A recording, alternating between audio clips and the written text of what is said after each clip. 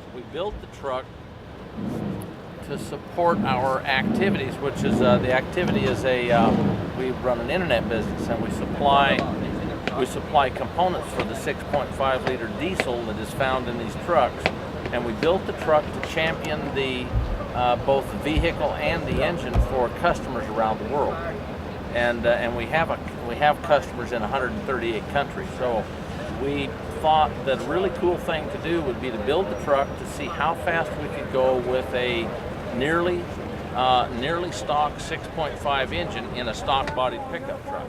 It runs about 60 in first, it runs about 107 in second, and I shift into high gear at 153, and we're just going to see how fast we can get it to go. Do you have anything you're expecting?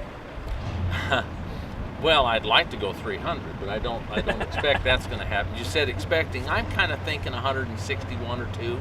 Yeah. But that's just a gut feel. I don't really know. It's really hard to judge that.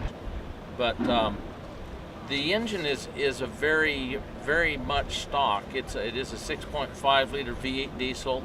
It does have headers and twin turbos.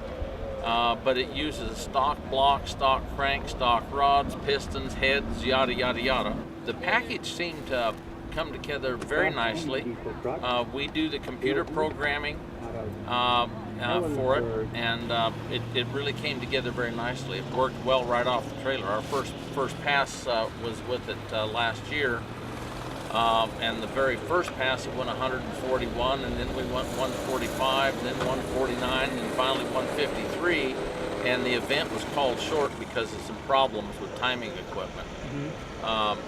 So this year we're hoping to drive it more aggressively. Last year we were encouraged by the starting line man to not be a hero, just kind of baby it out there and kind of get used to the salt.